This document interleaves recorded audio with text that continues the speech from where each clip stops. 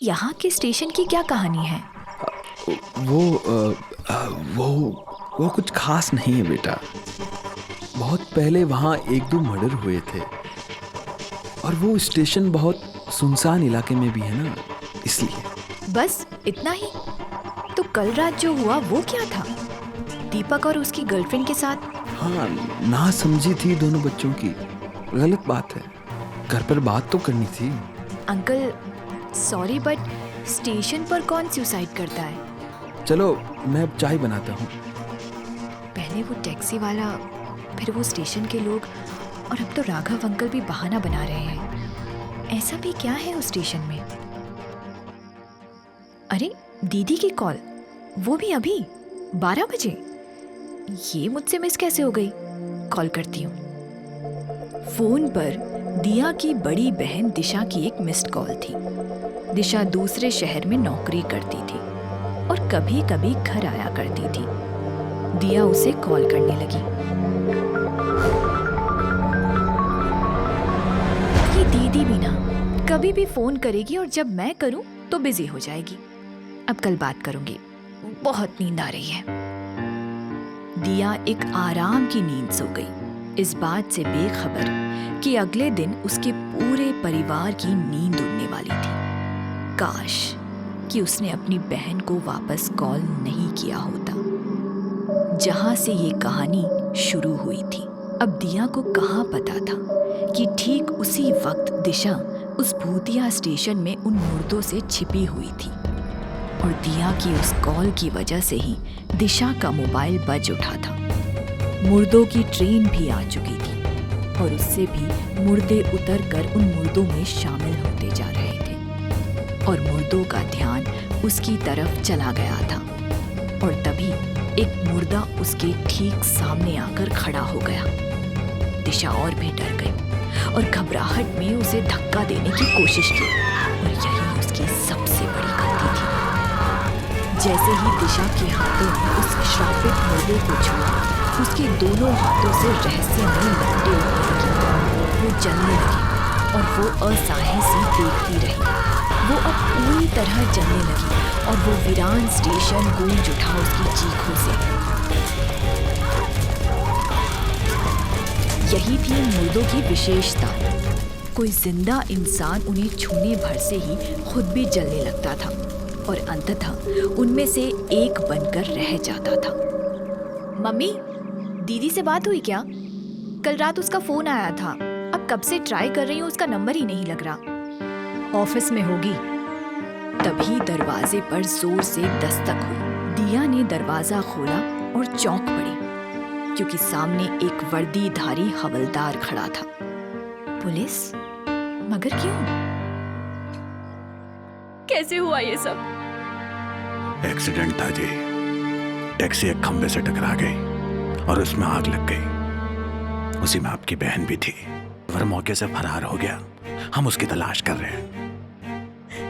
Accident? जी, हमें लगता है वो स्टेशन से घर जा रही थी। हमें वो जली हुई टैक्सी और बॉडी पुराने पुल के पास मिले। देखकर तो यही लग रहा है मौके पर ही मौत हो गई। ये सुनकर मम्मी और भी रोने लगी और पापा उन्हें संभालते रहे। दिया चुप रही तो दरोगा ने आगे कहा, आप लोग यहाँ नहीं आए हैं तो हमने अंदाजा लगाया कि वो शायद आपके ही घर जा रही थी। अफसोस कि वही हुआ भी, पर अब किसी को बॉडी की शिनाख्त भी करनी होगी। पापा, मम्मी ठीक नहीं है, आप इनको लेकर घर जाइए। मैं भी सारी फॉर्मेलिटीज पूरी करके आती हूँ। पर दिया, तुम अकेले? पापा प्लीज मम्मी को ले जाइए अभी, मैं भी बस आती हूँ। दिया ने साफ पहचाना कि वो उसकी बड़ी बहन दिशा ही थी। उसने रोते हुए हाँ में सर हिला दिया। बहुत बुरा हुआ। अब वैसे आप लोग यहाँ के नहीं है ना? जी नहीं, पर आप तो यही के हैं ना, तो झूठ बोलने से पहले होमवर्क तो ठीक से कर लिया होता। क्या मतलब? दरोगा जी, स्टेशन से निकलकर दाएं मुड़ो तो हमारा घर और सीधा जाओ तो पुराना पुल, वो भी काफी आगे जाकर। फिर मेरी बहन वहाँ क्या कर रही थी? मुझे पता है कोई एक्सीडेंट नहीं है ये, मेरी बहन के साथ भी वही हुआ जो दीपक और उस लड़की के साथ हुआ था, और वो भी उस स्टेशन पर, ना कि किसी पुराने पुल पर। दरोगा बगले झांकने लगा। दरोगा अब थोड़ा संभल गया था। देखिए, ये बस एक हादसा था और कुछ नहीं। बस बहुत हुआ।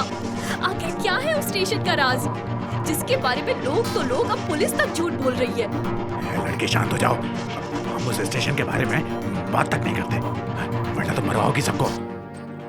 मैडम, समझ सकता हूँ आप दुखी हैं, पर हमारे पास कुछ भी नहीं है बताने को। आप घर जाइए अपने माँ बाप के पास, उन्हें आपकी ज़रूरत है। हम बॉडी के बारे में आगे आपको खबर करेंगे।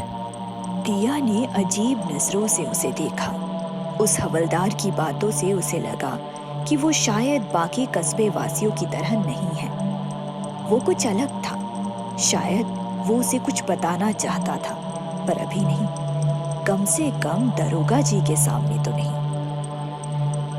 कहाँ गया वो कमबख्त टैक्सी ड्राइवर जो उस रात हमें स्टेशन से घर लेकर आया था? वही कुछ बता सकता है, उसे बताना ही पड़ेगा। अरे, ये लोग मुझे घूर क्यों रहे हैं? क्या दीदी की मौत की वजह से? अब तो पक्का है कि वो स्टेशन ही सारे फसाद की जड़ है। जानती हूँ तुम कहाँ मिलोगे और कब मिलोगे। पता नहीं तुम दीदी को क्यों नहीं मिले। और दिया आखिरकार स्टेशन की तरफ चल दी थी, क्योंकि वो जानती थी कि कहीं और मिले ना मिले, उसे स्टेशन पर अकेला देख वो टैक्सी वाला जरूर आएगा। क्या वो उस टैक्सी वाले को ढूंढ पाएगी? क्या वो उसे स्टेशन की सच्चाई बताएगा? हर बुधवार और शनिवार आते रहेंगे नए एपिसोड। तुरंत अपडेट पाने के लिए जरूर करें चैनल को सब्सक्राइब। कहानी जारी रहेगी।